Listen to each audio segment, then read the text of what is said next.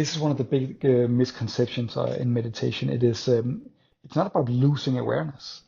It's also not about losing thoughts. You can get into thoughtless states of the mind either by zoning out or by very rigidly suppressing thoughts, like an iron mind, you know?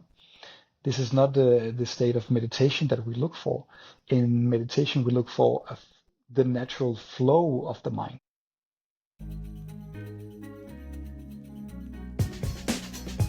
Real people, real stories, and real challenges that break the status quo. I'm your host, Zivile, and welcome to Perception Paradox.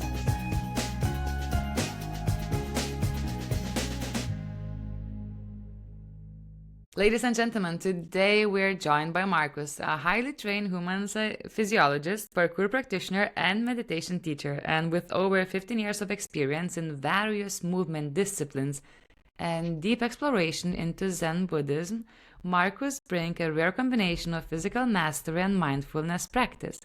And also, I think I've got to know Marcus through his online activities in Copenhagen and parkour. So his approach to parkour is also not just about physical movement, but also about the transformation of mind and spirit. So, Marcus, welcome to Perception Paradox. Thank you. Nice introduction. Thank you. How did I do? Did I do good? No, it was really well. Yeah, it was nice. Do you have anything to add? Probably a lot, but I think that was very sufficient. Yeah, that was good. Amazing. We have some time and space right now to explore more and dig deeper. So I had this one thought, okay, so how I would like to open this conversation, and the way we met and the way I got to know you through your parkour group in Copenhagen.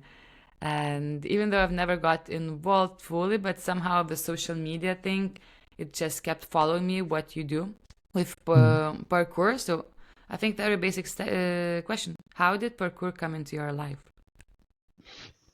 It's a nice question. I think it's like, so first of all, it's a long time ago. I think maybe 20 years, something like this, almost. And it came in because I was at a sports high school and we did a lot of like various disciplines, and that kind of just was a subject. And then I started doing it like, okay, it's nice to jump on things. It looks cool, whatever, like this, the natural like teenage ego, you know, you just want to do cool stuff. And I did, and it was really nice. And then we met the founders of some of the founders of parkour, like in Paris, and they had like this whole philosophical mindset thing. Like it came from a different place than what we thought, and that made me hooked back in the days. Like, okay, so this movement discipline is actually, it's more embedded in the idea of changing yourself and the characteristics of yourself, and not the movement especially. And for me, that was very intriguing because I was in this, you know, in the, like when you're 18, 19, 20s kind of phase and you're looking for something special, you want to be something and, or someone. And I had that as well. And I think because I met that, I was like, this is an approach that I can actually use to develop some kind of mental traits. And, you know, so that got me hooked on the whole combination of physical activity and you can call it mindfulness, but also just like mental development or whatever. And that definitely just locked in. So parkour just became like the physical foundation of all the mental work I did. Oh wow, so that was your kind of starting point, the parkour and all the further mental work you've been exploring. Because it was like every time we did something, the whole training paradigm back then was intensely hard. And when you did something that was out of your physical comfort zone, it had some kind of mental process behind it, like so first and after. And I was like, this is very interesting. There's so much to learn about yourself. And I knew back then that I needed to learn a lot because of, you know, just being a guy, being 19, you're kind of stupid. And I knew, and I knew something had to happen. I just didn't know what. And I was like, okay, this is like a nice pathway into that, because you're always confronted with yourself. And because I had a big ego, probably still have in some sense, Hmm. I liked that confrontation because I could look at myself. I was like, oh, this is me, and I was always pointing it back to myself. So there was like yeah, it was like an ego project, you know? Oh, wow, that's interesting. You have a project that turned into your just life task kind of thing Yeah, yeah, in a yeah, way. yeah. But then you mentioned also how does the conflict arise when you're doing parkour? Is it like with your decision that you have to be really in content with your mind, body, and then you have to make some kind of reckless decisions? Or how does that Yeah, work? it's yeah, that's a good question. It's more like yeah, it's definitely it's putting yourself in a situation where you need to do something that's out of your physical comfort zone, not your physical like your ability. You're able to do it, but it feels like it's off. And that response you get, the emotional response you get to that scenario is the important thing, and it's the most interesting thing. How do I react from an emotional level to this task that's in front of me, whatever it is? It could be a jump or like some technical stuff, a new movement. Um, and and the relationship you have with that feeling and Hmm. that emotion is actually the most interesting part, because then you go into a whole process of recognizing where the fear is and recognizing how it is located in the body in some sense, and then what will you do to get beyond it or through it. And the only thing you can do, especially if you do this for a long time, is to stay with the fear. To stay with That the means fear. you have to let it be. If you try to overcome it by suppressing it, it keeps coming back. It doesn't Mm. have it doesn't transform into anything useful. So you need to either just let it move through the body until it kind of disappears on its own. It sometimes does. Or you have to go back and do something that's similar to the fear that you're having, but not quite the same. So like in a smaller scale. And Hmm. then you build up your fear tolerance in that scenario, and then you can go back, and then you can see that your relationship to the fear in that scenario has changed a bit, and then you can act upon it, and then it stabilizes back with a reward system that makes you more in tune to doing it again. Um, Wow. And yeah, how important are the people you're doing it with? well, very important. Like some people, as you said before, like it's also like some kind of reckless decision, and of course sometimes. Especially nowadays, the discipline has changed a lot. So it has become more, in my mind, maybe it's become a bit more reckless. You So said the guys were jumping between the buildings, right? And the really high, or yeah, no? maybe like It's not. For me, it's to reckless be enough. to be honest, it's like it's such a weird thing because for my part, it's not the movement necessarily, it's the Uh-huh. person or it's the mind behind the movement. Uh-huh. So it means you can do very small things that's extremely reckless because the way you use your mind is stupid. Like it's not in tune with reality. So it could just be a small jump, but you're like you're not mindful. You're looking the other way. You're doing a lot of different things that's not creating a sense of presence. Or you can do the really big jumps over roofs and stuff like this that you see, but with a very defined and delicate approach. And I would say that's not necessarily reckless. Um, so I look a lot of on the mind behind it, and I think these days, because of social media in general, and because of 15 minutes of fame logic, a lot of people would like to do something they're not capable at in order to get some kind of outside recognition. Hmm. So the external validation becomes more and more important. It was also important back then, but you didn't get it. So because the atmosphere was a bit more on the internal process, I think. So even though you did something extraordinary, people didn't really recognize it. It was more like your process in it. And now it's just about you can get so many likes and you can get money and win competitions and stuff like this, right? So Hmm. yeah, so the people you surround yourself with in this scenario is they have to be chosen very carefully in order to for you to understand what you want from Wow. yourself, actually. And what is the philosophical origin of parkour, actually? I've realized I don't know. No, but that's a very good. It's actually it's this group, the Yamakasi group back in Nice in France, in Paris, that had like it's a rough environment they were living in, and they created this group of young guys that needed some kind of discipline in order to basically it's a survival mechanism. So this philosophy is based on some like old martial arts stuff and and that kind of discipline is like very respectful actually, but also very challenging. So I would actually say it resembles a lot some of the old school martial arts, like the whole Bushido thought, which is a lot on respect on yourself and your environment, and then self mastery.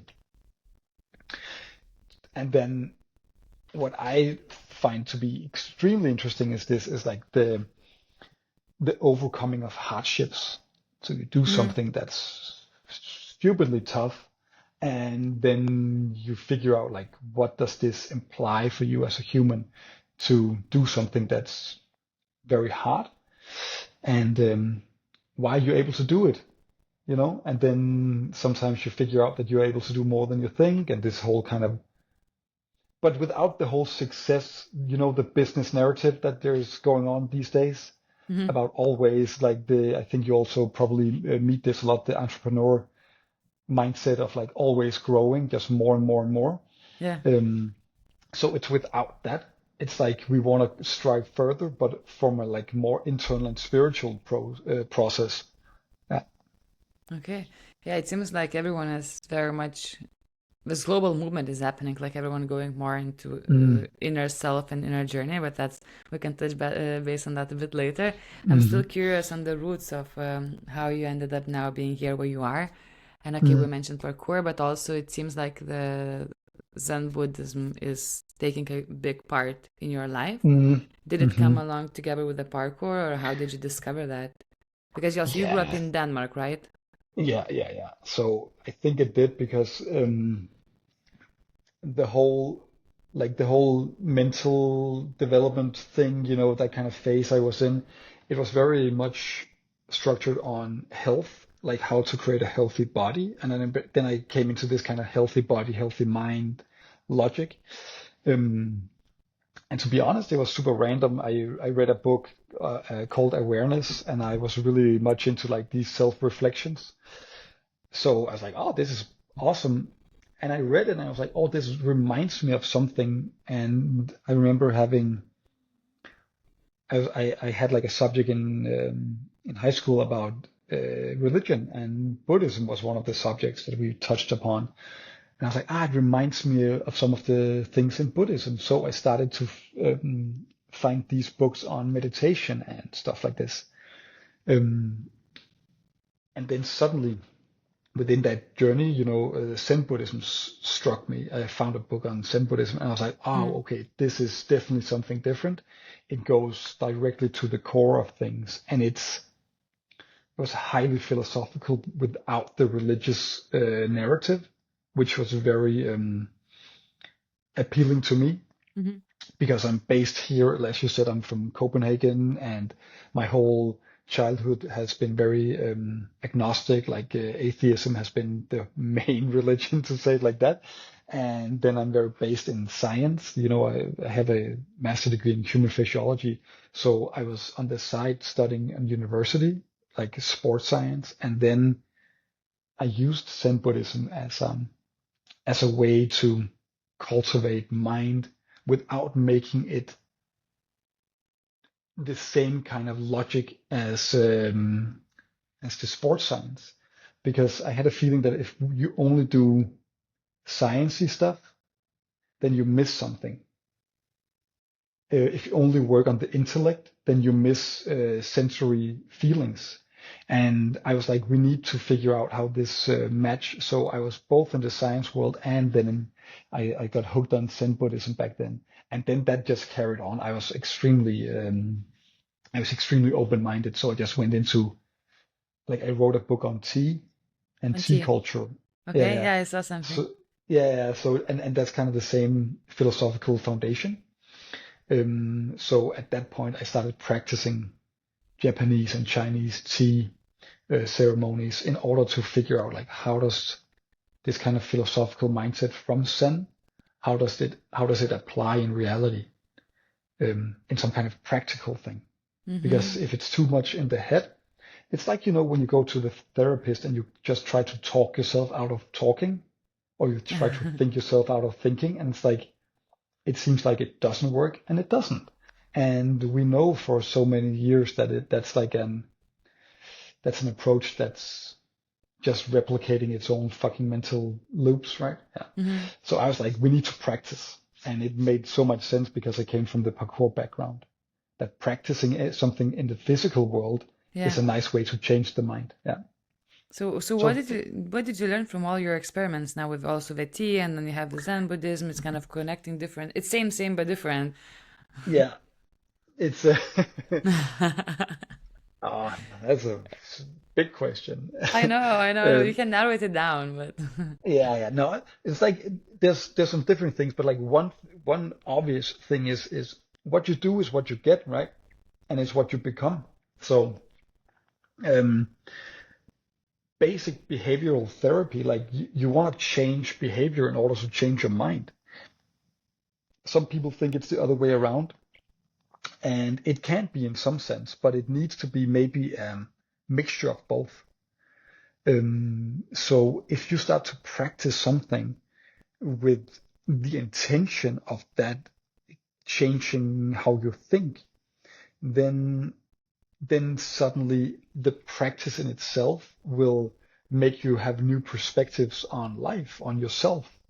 So, for example, if we did the parkour classes, if I was at a jump I thought was scary, I could wait until my adrenaline level was so high that they would make me jump, right? Then suddenly just out of like, okay, because now I'm so hyped up that I would do the jump. It wouldn't be a pretty jump. I'd probably survive. It would be pretty, but it would also create a mindset that rewards high adrenaline, like high arousal. So my approach back in the days was, I think we have too much high arousal, and I think I have too. So I want to teach myself to have more low arousal states. So that meant if I felt the urge to jump, if my high arousal was too high, I would stop. mm, And then I would wait until my arousal level was low. And if I still felt like jumping, if I felt confident and strong in that moment, then I could do the jump. So I'm still doing the jump, but the internal alchemy is different. And then I reward the low arousal states more. And then that becomes part of the way that I engage in, let's call it conflict. Let's say this was a conflict, the jump is a conflict, it's a small battle in my life. Then I reward that kind of thing, and then suddenly the low arousal states become a more present feeling because you guide the neural circuits in that direction, basically. okay. And it's the same. Then you do it with the tea.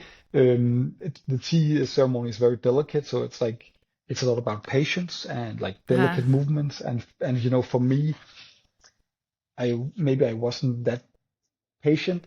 So I had to practice that. It's just finding those spots in your life where like, okay, this is actually limiting me. I want to become better at it. And then you take that mindset, or you try to practice that mindset. If you want to be a slower person or more attentive, then practice something that needs your attention. And for me, maybe that was the tea ceremony. It needed that that I had the sensory attention on all the details. I was like, okay. And then you practice this for 10, 15 years, and then it changes something in your mind. It changes the way you are attentive in the world. And I think that's very important. So Hmm. that's how they connect. Yeah, thank you for sharing. What are Mm, your yes. core principles of Zen Buddhism that you found had the most profound impact on your life?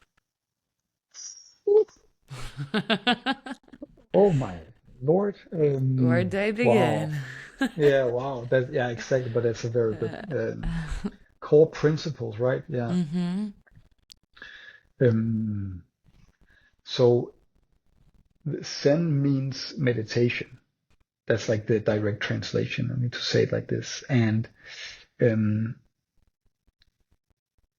and the meditation or the meditative state of the mind, I think that's like the core principle. That's like the whole foundation of this.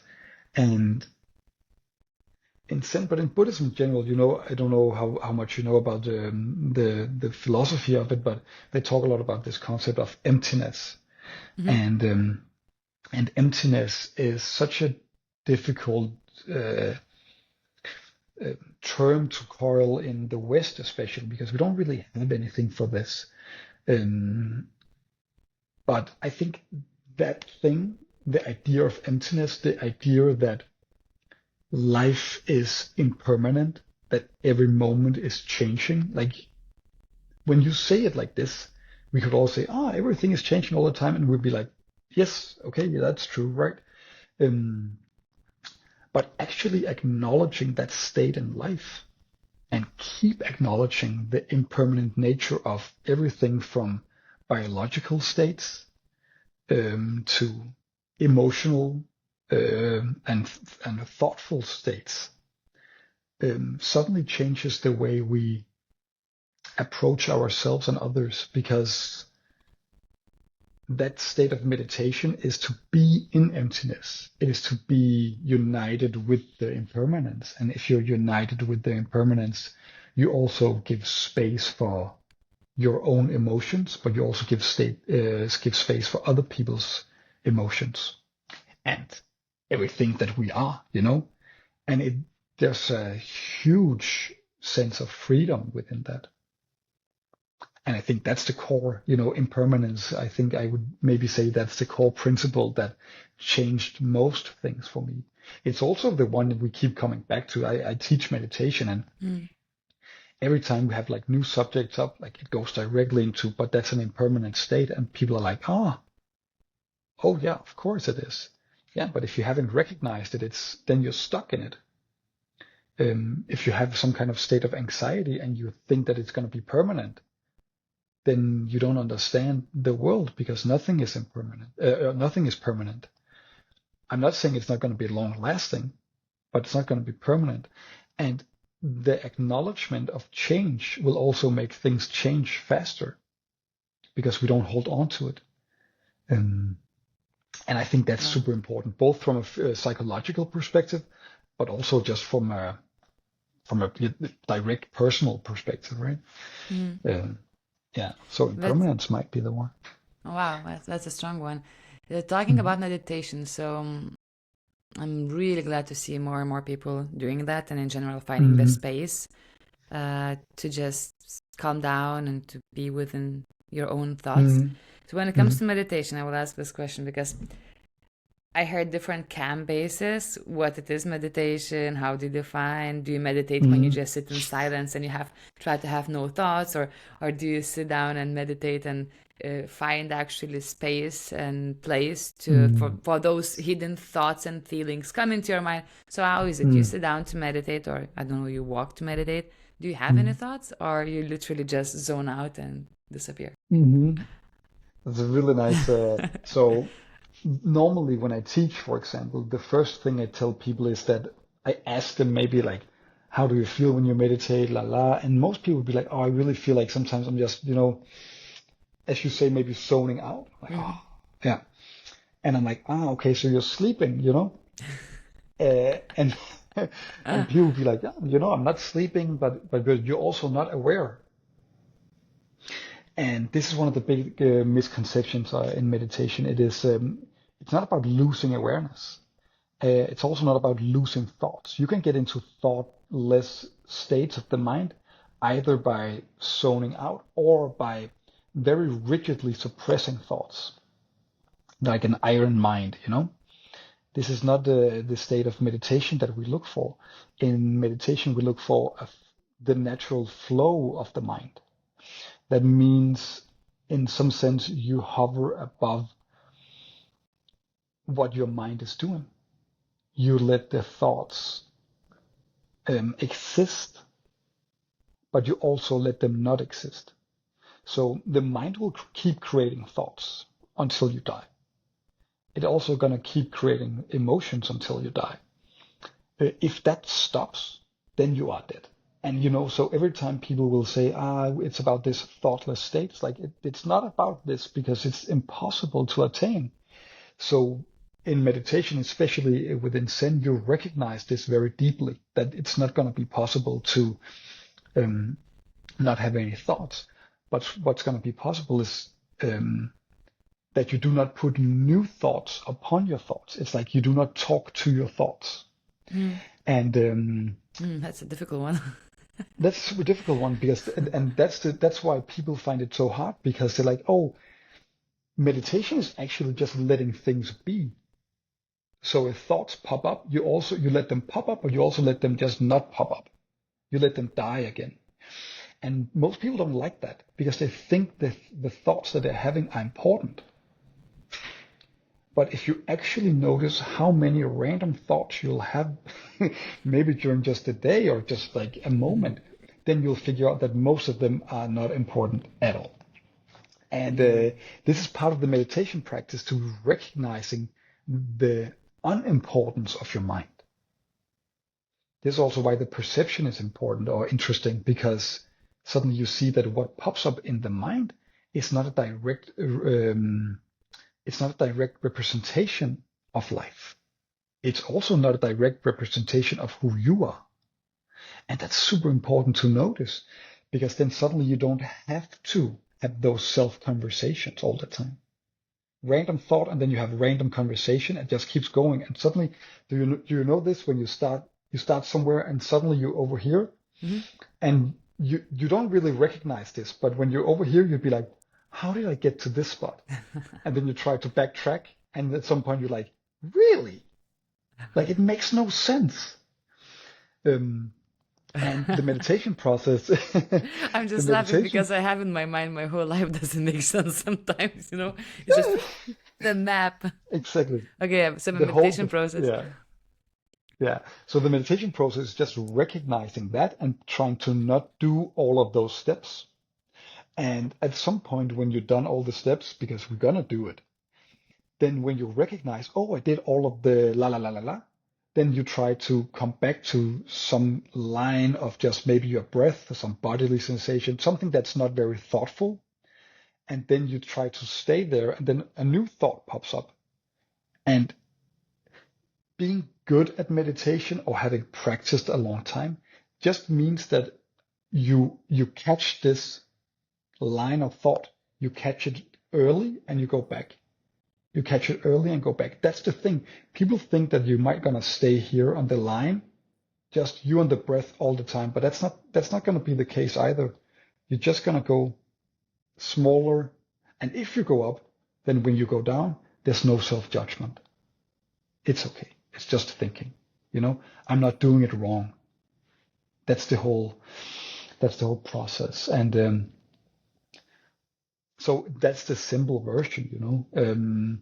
But saying it like this, it sounds very easy. Okay, just don't talk to your thoughts. But as you say, it's my whole life. It's the only thing I do, right?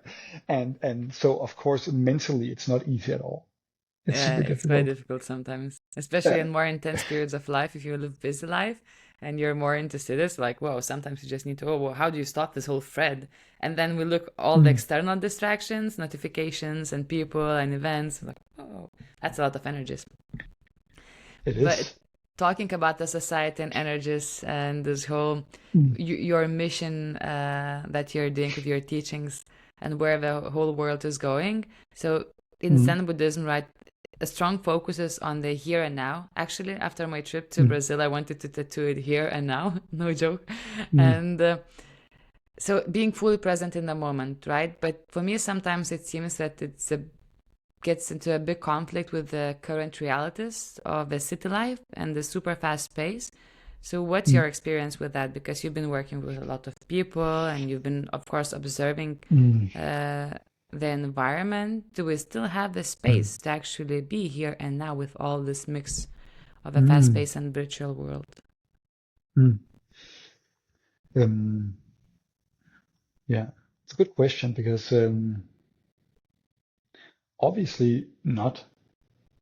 Like, there's not we don't create the scenarios to make this easy. So what I normally tell people, and myself as well, is that this is a very difficult time to practice presence. It becomes more and more difficult. It also means that it becomes more and more important in some sense, because your surroundings generally are not made up for a present mind. It's made up for a distracting mind, because there's a lot of money to be made in distraction. And that loophole of greed will keep going. So it's a very courageous thing to do, to step out of this world in order to just be present. I think, as you say, the whole energies of society, the fast-paced life, and all the stimuli, you have notifications and whatnot, it's dragging everybody down, me as well. And sometimes maybe we need to take these steps out, whatever people do. They do 10 days of retreat, blah, blah, blah. That has some kind of impact, but it's not very sufficient, and it's not very suitable for a long-term practice. I think we need in daily life to have small things that makes us present, also with the fast-paced life. And I always try to tell people that they need to find their own way to do this, because if there was a guidebook or like a recipe for this, then somebody would have been a billionaire for now, But it doesn't work like this, because it's a nervous system, all of them. It's your nervous system that needs to adjust, and it needs the right circumstances to do that. And I don't know them, you have to learn. But you need in daily life small spots. It can be maybe parks, nature things, or maybe just quiet rooms. It could be anything that gives you just some headspace. But you need that headspace. You need it to take different choices. So I guess your calendar is probably stacked. I don't know. It's just an idea. It's probably stacked, right? Slightly.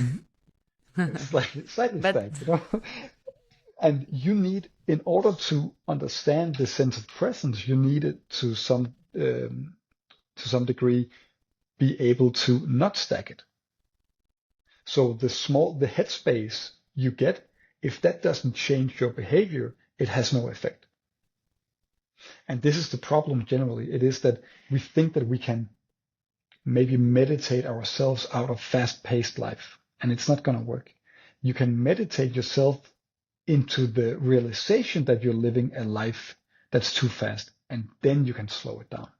But how you slow it down, I don't know. It's your choice. But that's what the meditation will show you.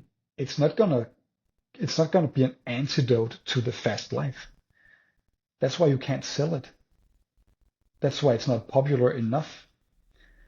And that's why a lot of the things that's popular right now is not meditation. 100%. Some Yeah. secret pills to success and longevity. You dance through the whole weekend. On Monday, you just go do your therapy with HO2, and then you're fine again. Exactly. It's better nothing Easy. than better this than nothing, anyway. Probably, yeah. Yeah. It's really great insights. And how often do you meditate, or how much time do you spend meditating actually? So normally, like these days and these last couple of years, I don't meditate a lot. I've spent a lot of time, especially in my 20s, on one thing was meditation maybe, but also just finding the transition, or like the connection between meditation and everyday life. Mm-hmm. So like, what is the meditative mind, and how does it look when I bike? How does it look when I talk? How does it look when I teach? How does it look when I practice? Whatever. So I tried to find spots in life where I could come back to that mind in itself. And I normally tell people that this is the worst way to do it. Like honestly, if you want to meditate, do it, have a schedule, do it regularly. I think So it's we much have to better. book it It's in the calendar. We have to schedule it. whatever you need, every morning you have to I saw like that. take out 5 blocks in your iCalendar. Hmm. Um, and but I also had this kind of very intuitive and flexible mindset. And I thought that I was afraid of things being too rigid back in the day. So I was like, it needs some flexibility. So I need to be able to practice while I'm in this crazy life. So my meditation practice is not rigid. And I think maybe I would benefit from doing it more vigorously. Hmm. And I think a lot of people would. Um, but I chose in some way to do it more as a fullness of my life as well. So I do meditate, I do meditations. I also sometimes just take off time when I'm walking. I sit on a bench for 10 minutes and meditate, stuff like this. But I want it to be incorporated within my life. Um, because one of the like a great points of Zen Buddhism is that there's no difference between meditation and daily life. You can't separate them. You can't meditate over here and then lead a crazy ass life here. They have to connect. And I picked up on that very early on, so I tried to implement that.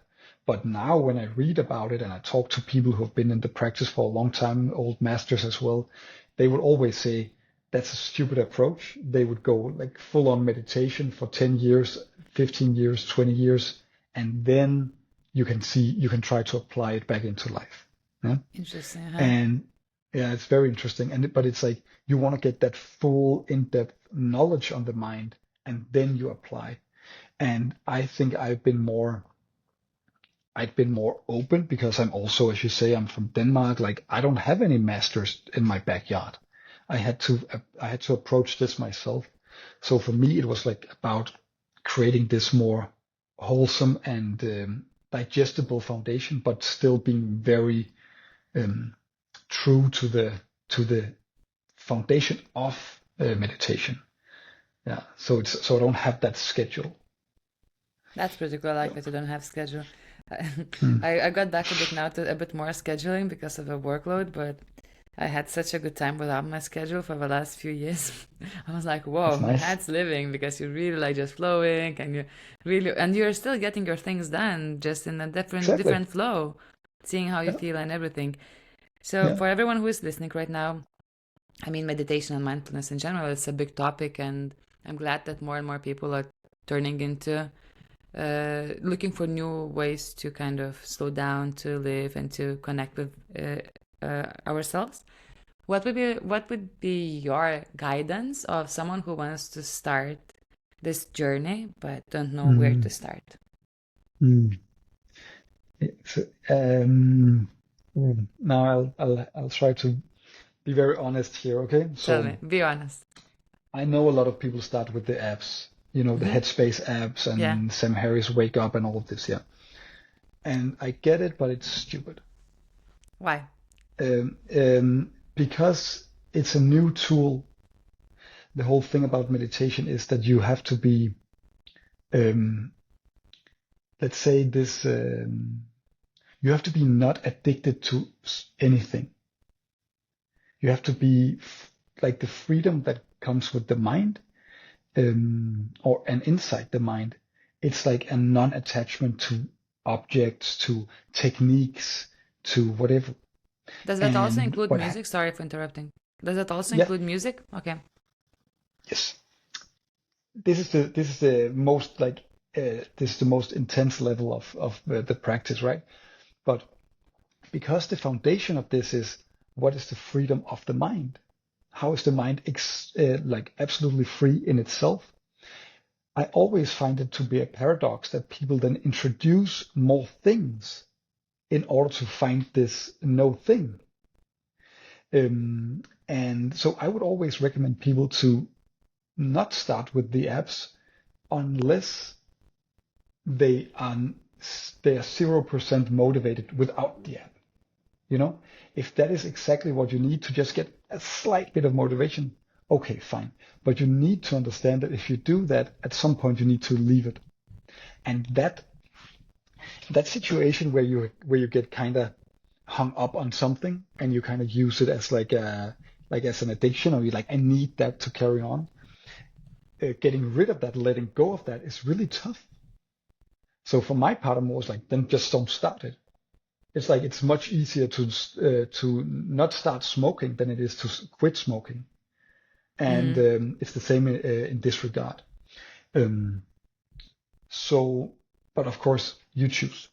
And so, if you just want to do meditation, I would find a very simple.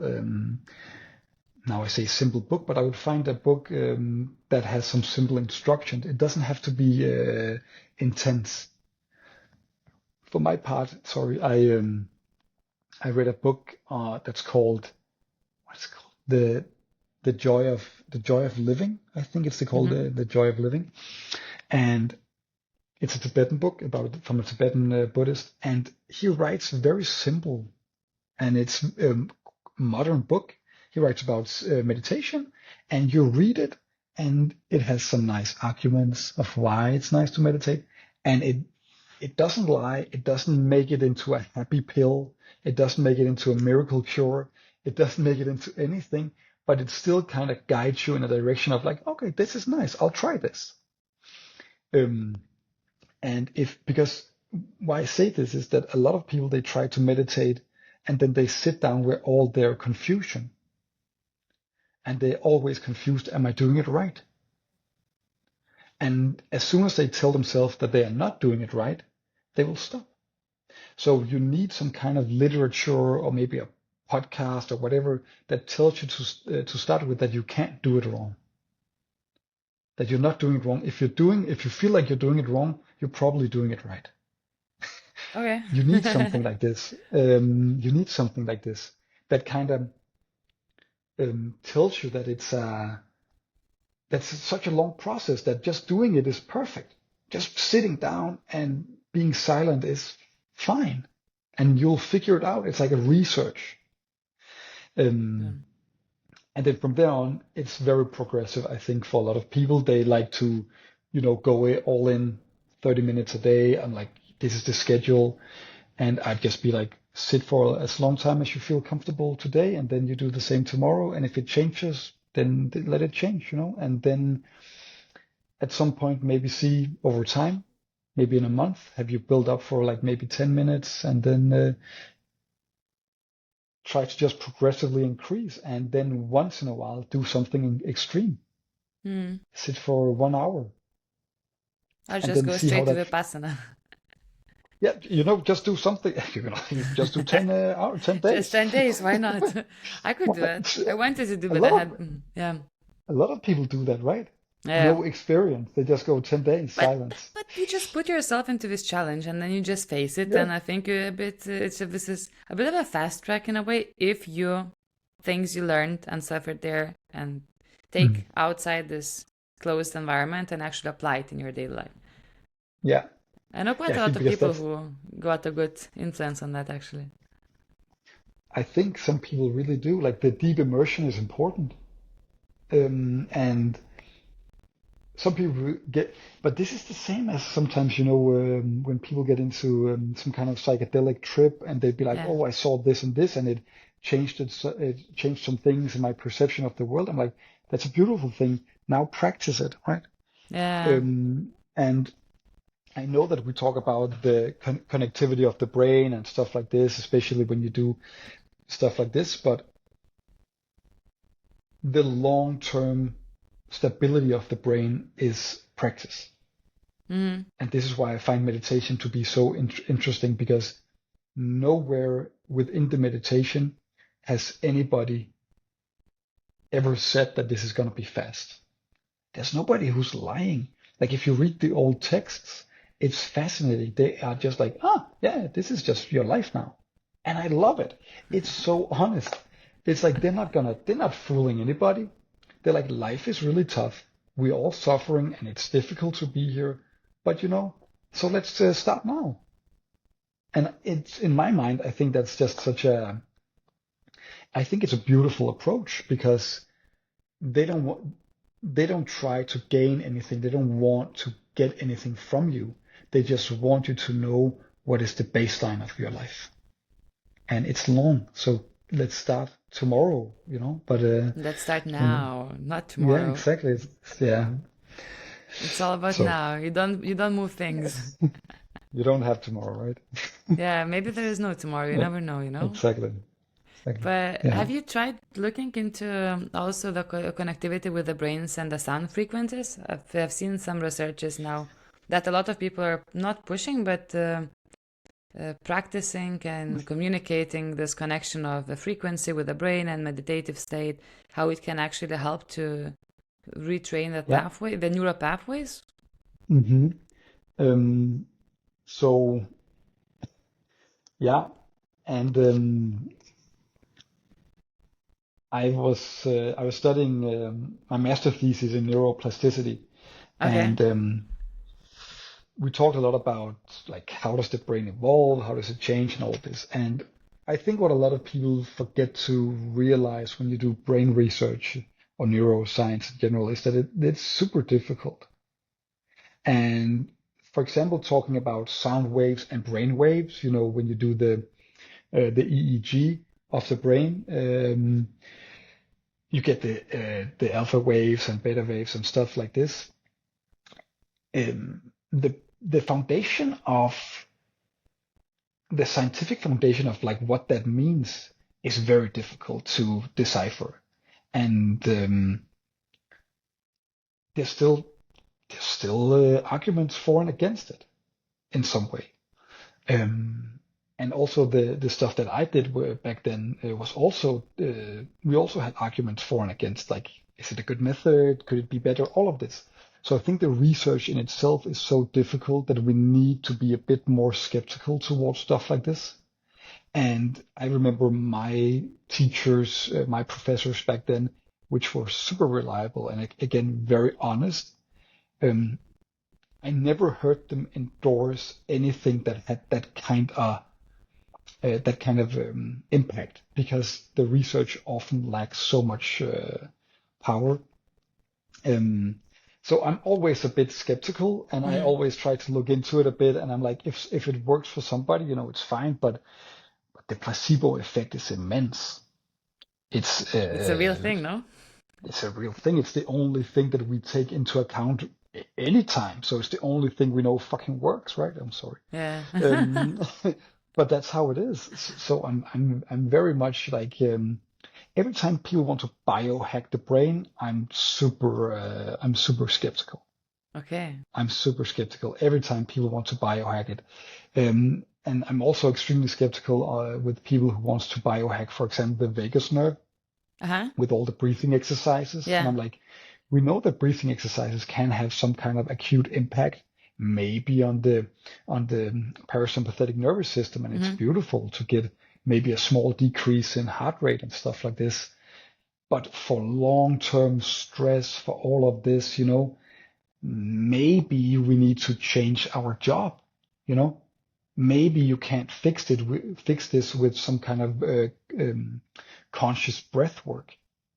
Maybe it can help a bit, and it can Yeah. give you another sense of um, self-efficacy and control and all of this, which is also beautiful. It has a lot of layers, but I think like just biohacking a great nerve in your body, I think it's a futile thing to get into, and I think it's all about the people just want it because it's easy, you know.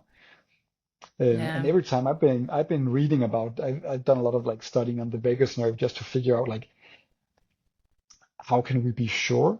And it's such a weird thing because the vagus nerve, of course, it's both it's a functional nerve both in terms of motor output and sensory input. So I'm Hmm. always like, yeah, how do you know what you affect? Like which nerve fibers are you affecting and why? Like there's so many things in this that people kind of just calls it one thing and then they leave it, right? Because it's an easy sales argument, and I think I'm not in for it. Okay, you didn't buy it. You didn't buy it. We got it. No. But okay, you mentioned another very important topic I would like us to touch base, Mm, stress and stress management, right? You're also a mm, therapeutic coach to my mm, research knowledge. mm, And mm, so yeah, so how can we manage when stress? We have different herbs, teas, and we try to fool ourselves that we're gonna have this one cup of tea, which helps actually. I like teas a lot as well. And then we just go mm, back to our as you mentioned, and a bit, it's quite funny, the calendar that never ending tabs mm. and really very intense blogs because we have to be so productive. We have to own the day, Yeah, run it, and so on. So, yeah. what's your approach towards the stress management? How can we deal with it nowadays? And yeah, Mm. So, like, B- first of all, I think change the just job. don't. Yeah, yeah, yeah. It's so fucking boring. Change your fucking job. Like, no, it has to be like, just like do a few different things, of course. Like, Hmm. don't, don't think that something can take away stress. It's very important. There's no antidote to stress. You don't drink a certain tea to get to be less stressed, whatever it might be, you know. Yeah. Um, so we don't combat stress in that way.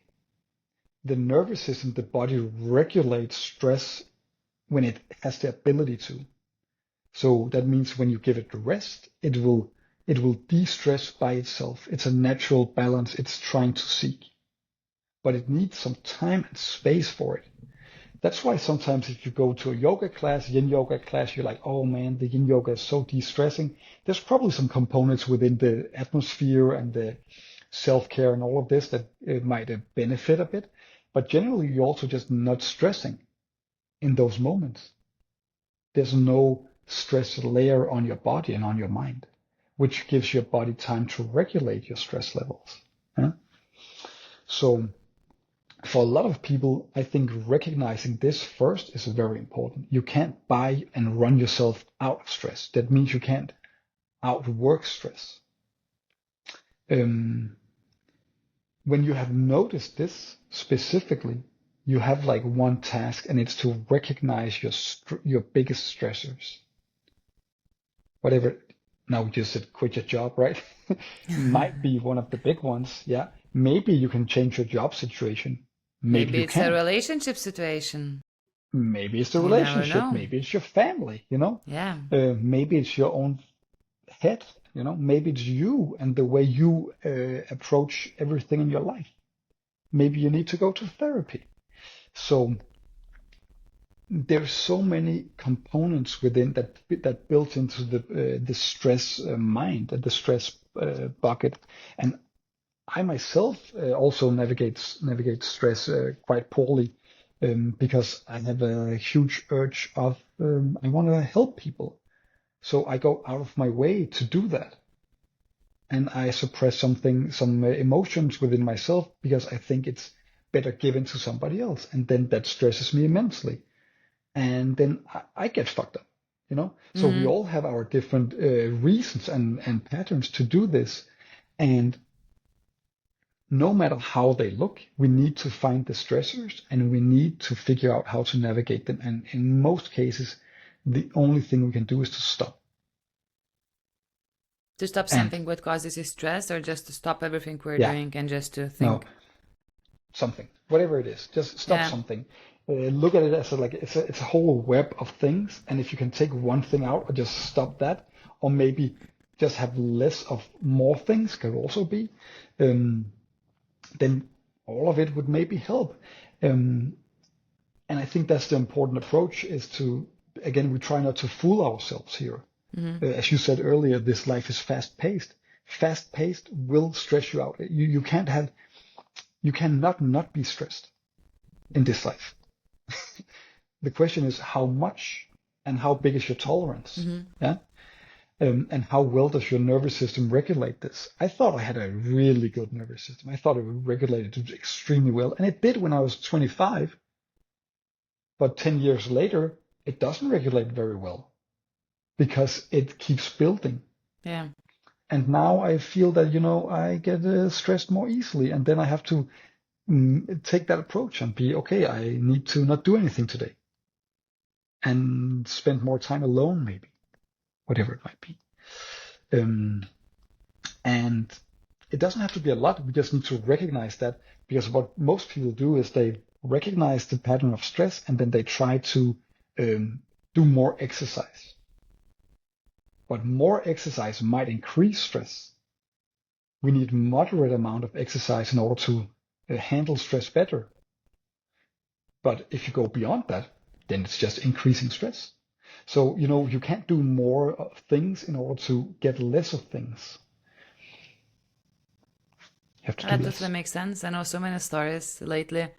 Well, people started opening up more, but the stories how they would quit their job or they would change something drastically in their life, and then the lower back pain would disappear, the wrist injury Yeah, would yeah, just heal itself, yeah, and so on. It's quite yeah, insane with all the psychosomatic yeah. thing that's happening and all the It's chronic diseases. crazy. Mm-hmm. Yeah. Like whew, that's a big one, right? I think because I work also, I teach at the moment, I teach occupational therapists and I teach like anatomy and physiology and stuff like this. Oh, wow. And um, we talk a lot about like musculoskeletal diseases, and like problems, which is like low back pain, something like this, right? I've been And it's there, like it's done a that. chronic, yeah, it's like a chronic thing. Everybody has Yeah. it, and it's like an epidemic or whatever. And you get into it, and you're like, okay, but most people with a like a chronic low back pain, they don't have necessarily any tissue damage Mm-hmm. in the low back. They don't have a prolapse. They don't have anything. So it's like, what's the problem? And as you say, try to de-stress, do something radical, and then suddenly it's gone. Yeah, because the feedback from the body is something is wrong. Something is Yeah. wrong, and I don't know how to tell you because you're overriding it because of whatever.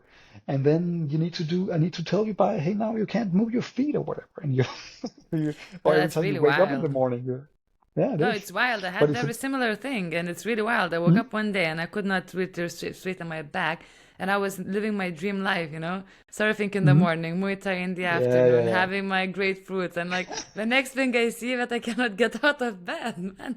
That's Yes, brutal. yes, That's brutal. yes, yes. Like that's a really good example. I think a lot of people could learn a lot from that because, as you said, like I was living the good life, right? Yeah. And what I went down with stress or burnout like a couple of years ago, and what I tried to explain to people afterwards was you can't. If you've ever been to an amusement park, whatever it might be, Mm-hmm. high arousal, you're just on these roller coasters, and it's like it's crazy. You're done, you had so much fun, Yeah. and then you ask yourself in the afternoon, how do you feel in the evening? You're exhausted. You're like you're completely tired. Like whoa, yeah. So the good life, all the things that you enjoy immensely, also have stressful impacts because they are energy consuming. High Yeah. arousal are also part of the budget, and I think we need to recognize that way more often. That the good life maybe is a bit more silent, Could be. just a Or bit that more. something from the past is chasing you, and finally your body is relaxed and it just hits you like a fan. That's also a thing. That's also a thing. Yeah, because that could also be the thing that you might get into you've been suppressing for so long and then Yeah. suddenly you don't, and then that's And it's just also a like, thing whoa, for the sure. fireworks. But I like Yeah, your thought on this also. Maybe you just need some silence and to be here and now and don't have any distractions or high arousal activities and just to I think calm down. I think it's much easier to enjoy what you're doing if you have space for it. You Yeah. actually have energy for it instead of just chasing the dopamine. And then at some point you're like, now that's what I've done for 5 years or whatever, and it's not working anymore. No, it's depleted system, right? Yeah. Um, yeah. So I think that's definitely. I think it's a modern thing we just chase good times, and at some point we need to stop and see that there's also some good times in not doing. And then, Yeah. Everybody likes to have good time, good vibes. It's of course, it's like like I get it, yeah, yeah. of course we Yeah, do, but then you just get yeah, very locked into this high serotonin environment and you just like crash. Bye. exactly, And exactly. Yeah, that's the addiction state, yeah. yeah. Well, we're Get growing it. up in the addictive society anyway, so we've Exactly. been trained since the childhood, so Yeah, yeah. which is That's also crazy. why I say sometimes it's courageous to step out of it. It Yeah. takes a lot of courage to actually be like, no, I'm not going to do it today. Um, because people will look at you like weirdly. Wait, why? No, because I think I need some peace. And they'll be like, but you don't want to have a good time? I'm like, that's not the case. It's not that I don't want to. It's because I might need not to, Yeah, right? Yeah. 100%. All right, Mm. so talking about the good times, um, Mm. how does your in general daily life looks like? You mentioned a bit about having meditation part of your flow, also a bit of Mm. this kind of rituals as well. Mm. So it made me Mm. to understand that kind of rituals is part of your daily routine. Would you like to share what kind of rituals do you So, have to maintain this presence and or mm. some kind of practices you do? So I think for the last, like, right at the moment, I have like a part-time job. So I'm teaching regularly, and then I'm freelancing on the side. So I have just like, crazy as a job situation like everybody else. So that's of course the main thing in my daily life. Um, I have a thing on, I don't like routines. So um, it's very important for me to be flexible about Mhm. things. Um, so what I do is I try to find time in my daily life, whatever, especially after work and before dinner, that from 3 or 4 in the afternoon until 6, that kind of time. Um, I try to, so what I do is I often drink tea and I often write. Okay. Those two things are like my kind of, it's both spaces for contemplation, not only about daily stuff, but just in general, like what is my life. Hmm. And it's me trying to wind down from a day and then into the evening. So that spot in the afternoon is very precious to me. That's often the same thing I do. Some kind of like I go to the tea house, I have a cup of tea, I write a bit, um, and then depending on the day, I just also sometimes just sit and look at the world. So it's very basic, but the time frame is important. Yeah. So I try to give myself a couple of hours to do that. And then, some days it doesn't make any sense. Because people are like, hey, can you do this? You want to do this? And I say yes, because I'm stupid as well. And then it doesn't work. But for me, that's definitely some of the most important hours. And as I said before, I think a lot of people have different ideas on how they would like to do this. And I think the intention behind it is the most important thing. I also do like what do you call it, like winter bathing, cold Oh immersion, yeah. sauna and stuff Love like this. it. Yeah, yeah. And I've been doing that for 10 years, and but for me it's like I had phases where I did this almost every day as part of a practice. And when you've done it a lot, then at some point you're like, okay, that's a nice way to practice. So now I implement that into my everyday life maybe once in a while, Okay. just to give me, so I have like, it's more like a variety of things that I can put in Yeah. on a weekly basis. Then it's the same scheduled routine every day. I think I don't have anything I do every day. Nice, epic. You're I keeping it flexible and just integrating what flows your way. Yeah, it's like it's the life is changing, and some days what I need is different than the other day, and Yeah. I try to give space for it. And sometimes I don't even notice because I'm too busy, Yeah. like Oh, everybody else. And then I noticed, then I get home in the evening, I'm like, oh, that was one of those days. And then I doom scroll and go to bed Awesome. like We a all normal do that person. Yeah. sometimes. So But then yeah, sometimes I of catch course. myself like kind of like, that you're just trying to be ignorant and to avoid something you want to face. I'm like, okay, okay, put your phone away. That's it, done. It's Yeah, yeah, crazy. yeah. But I think it's good. Yeah, just not distracting yourself too much. Yeah. All right, so we're getting closer to the end. So I have a final kind Hmm. of question I always like to ask my Yeah. guests to give some advice or some food for thought for everyone who is listening. But in this case, I think if someone is listening right now to this conversation and feels maybe disconnected from their body or maybe struggling to stay present, so what would be your maybe Mm, this one suggestion, mm, guidance to help mm, start regaining that connection? mm. That's a very nice one. So I have like one exercise that I really enjoy a lot, and Mm-hmm. it's extremely simple, honestly. It's like so it's from the meditation practice. If you have a difficult time trusting that your mind can be still or that there can be peace, then I give people the invitation to notice the break you have between your exhale and your inhale. So when you've done an inhale, you do your exhale. Then there's a gap between the end of the exhale and the start of the inhale. We all have that gap. There's like a Mm-hmm. switch. And I try to tell people to notice what happens in their mind during that gap. And if it's difficult to find, then just prolong it for a second or two. Just wait 1 second before you start your inhale and just notice what is going on inside of your mind. That small moment of pause is almost silent, Mm.